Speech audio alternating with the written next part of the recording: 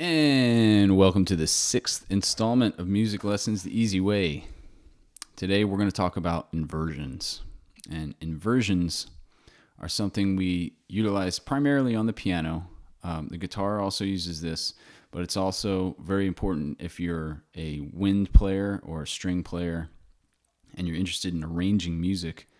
It's really important to understand inversions. And that's why every musician, no matter what instrument you play, you should always be able to play a little piano, understand how this stuff works. All right. So we're going to go back to when we talked about very simple chords like the triads, like a C major chord. All right. So we have the notes C, E, G. That's how we spell the C major chord, right? So what if I played E, G, C? First instinct might be to think that this is some kind of E chord, like E major or something like that. Well, E major looks like this. And E augmented looks like this. It's definitely not an E chord. E, G, C is still a C major chord, right? I just moved the C from here, moved it up the octave. And furthermore, I can move this E up to here, and then I have C major again. This is just called an inversion of the C major chord, right? That's where the root note C is not on the bottom anymore. It's at a different location. So I can even move this G up again. And now I'm back to basically the same thing I started with, just an octave higher. Right? So this can be done, as you can imagine, with any chord. And this is where the complexity of harmony starts to kick in. Because we already learned that there's so many different types of chords, and there's 12 of each type, because we can start from each different note on the piano. And now we have to face the reality that there are several different ways to play each chord, right? Just as an inversion. So let's do C minor. If we move the C up, look at that. Move the E flat to the top. All the different inversions of the C minor chord.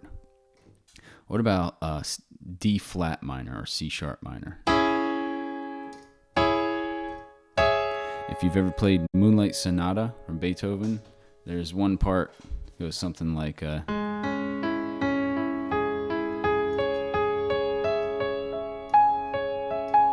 something like that, right? So it's just working up all the different inversions of that chord. Now, we can also do this with augmented or diminished chords, right? But we can also do it with our 7 chords, all right? So here's C major 7. Let's put the C on top. Sounds a little funky. Let's move the E to the top. There we go. That sounds better.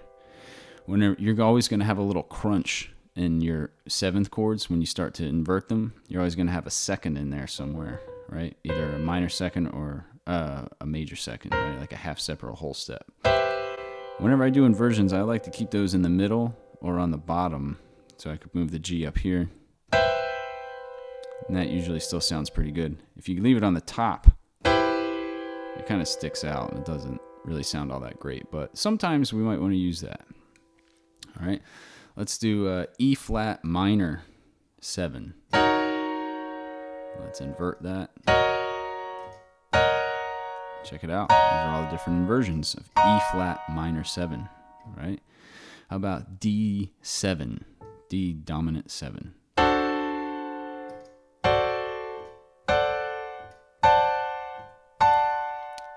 So see, I'm just displacing the notes in the chord, moving them around, and then we have different ways we can play all the chords, right?